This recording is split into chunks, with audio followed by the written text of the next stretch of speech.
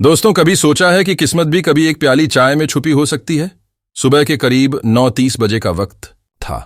महाराष्ट्र के एक छोटे से रेलवे स्टेशन पर, जहां एक कोने में खड़ा था एक साधारण सा लड़का आरव, अपनी छोटी सी चाय की दुकान पर मुस्कुराते हुए यात्रियों को चाय पिला रहा था।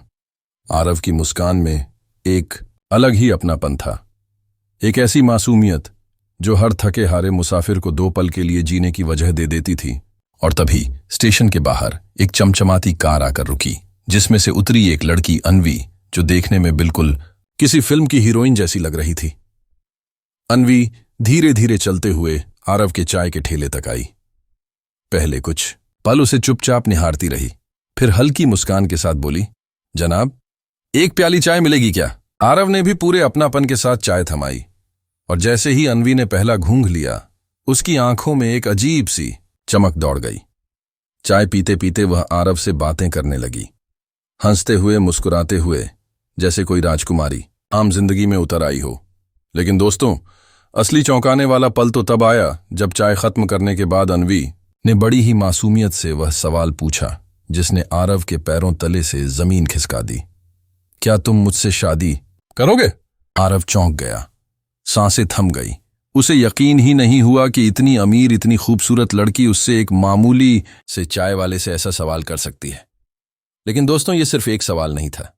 ये शुरुआत थी एक ऐसी सच्ची कहानी की जिसका अंजाम नेक दिल लड़का आरव को मालूम नहीं था, क्योंकि इस कहानी में आगे जो होने वाला है वो आपके दिल को झकझोर देगा। पूरी कहानी जानने के लिए वीडियो को आखिर तक जरूर देखें।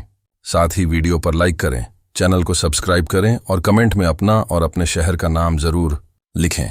दोस्तों, आरव का जन्म उत्तर प्रदेश के बलिया जिले के एक छोटे से गांव में हुआ था। उसका परिवार बहुत साधारण था। मां, पिता और एक छोटी बहन। रुपया पैसा भले ही कम था, लेकिन प्यार और खुशियां जैसे उस घर में कभी खत्म ही नहीं होती थी। आरव बचपन से ही पढ़ाई में तेज था, लेकिन गरीबी के हालातों ने उसे वक्त से पहले बड़ा बना दिया। स्कूल की पढ़ाई पूरी करने के बाद वो अपने पिता के साथ मेहनतम मजदूरी करने लगा। घर में मां का प्यार, बहन की हंसी और पिता की छाव ही उसकी सबसे बड़ी दौलत थी। लेकिन किस्मत को कुछ और ही मंजूर था। एक दिन अचानक से आरव के पिता की एक दुर्घटना में मौत हो गई, और उस एक हादसे ने पूरे घर की दुनिया ही बदल दी। सिर्फ 17 साल का आरव अब घर का अकेला सहारा बन गया था। छोटी बहन की पढ़ाई, मां की दवाइयां, घर का खर्चा, सब कुछ उसके नाजुक कंधों पर आ गया। पिता की मौत के बाद आरव की दुनिया जैसे थम गई थी। मां की सुनी आंखों में अब सिर्फ चिंता थी, और बहन की हंसी कहीं खो गई थी। हर सुबह एक सवाल बनकर उठती थी, अब क्या होगा? एक दिन आरव चुपचाप आंगन में बैठा था। उसके हाथ में एक पुराना झोला था और मन में हजारों सवाल। तभी उसे याद आया स्कूल का उसका दोस्त राहुल, जिसके पिता मुंबई में काम करते थे।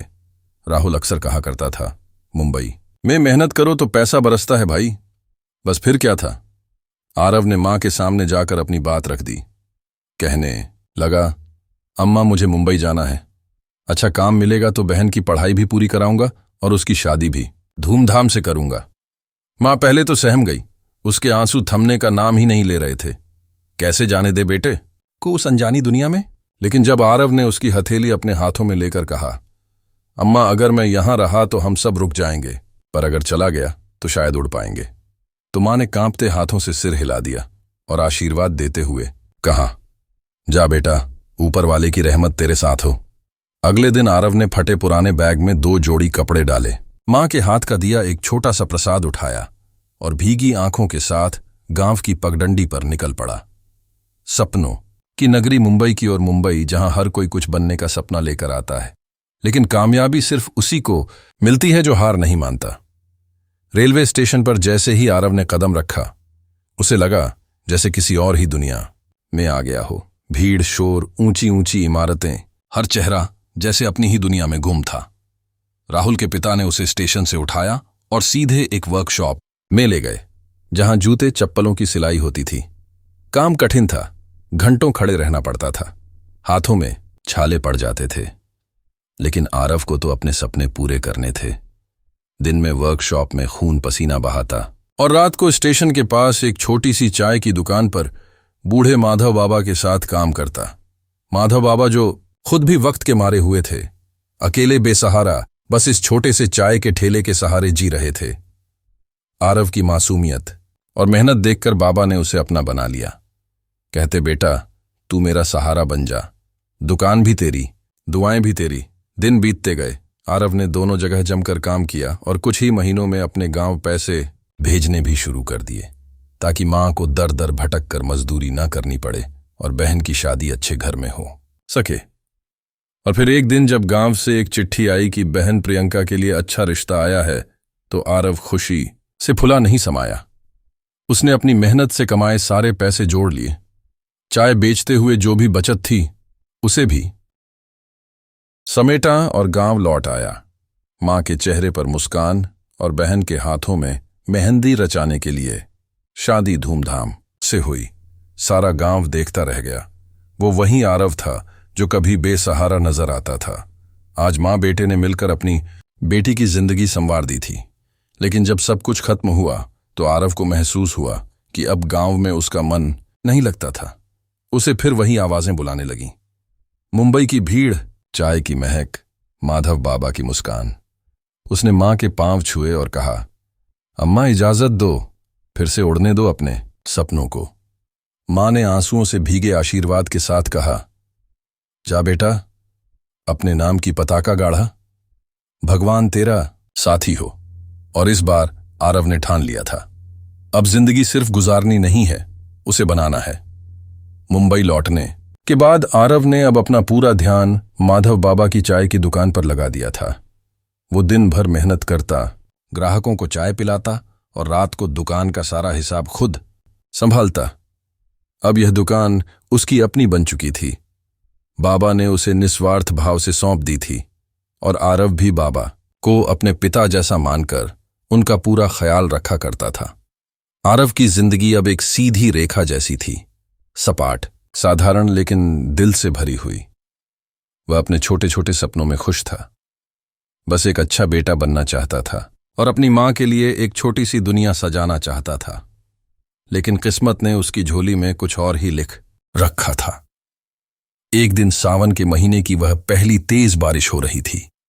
पूरा स्टेशन भीग चुका था। पानी की धाराएं बहती हुई प्लेटफॉर्म पर इधर उधर घूम रही थी और आरव अपनी चाय की टपरी पर भीगते हुए सामान बचाने की कोशिश कर रहा था। भीगी फिजाओं में अचानक उसकी नजर एक लड़की पर पड़ी।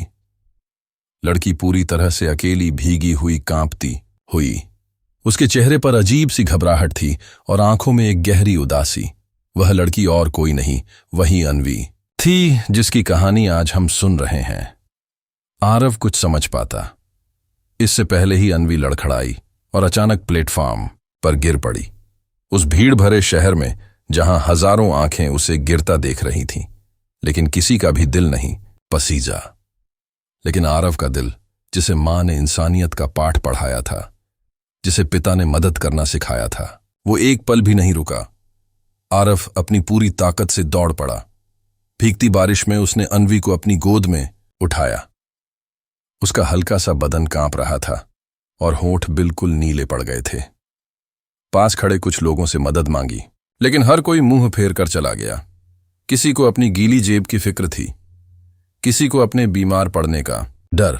लेकिन आरव ने हार नहीं मानी।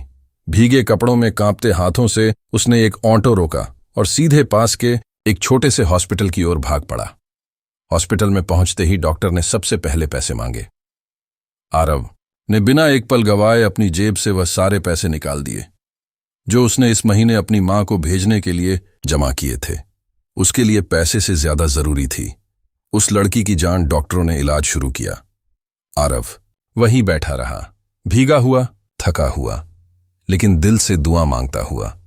कुछ घंटों बाद डॉक्टर बाहर आए और मुस्कुराते हुए कहा, अब चिंता की कोई बात नहीं, लड़की खतरे से बाहर है।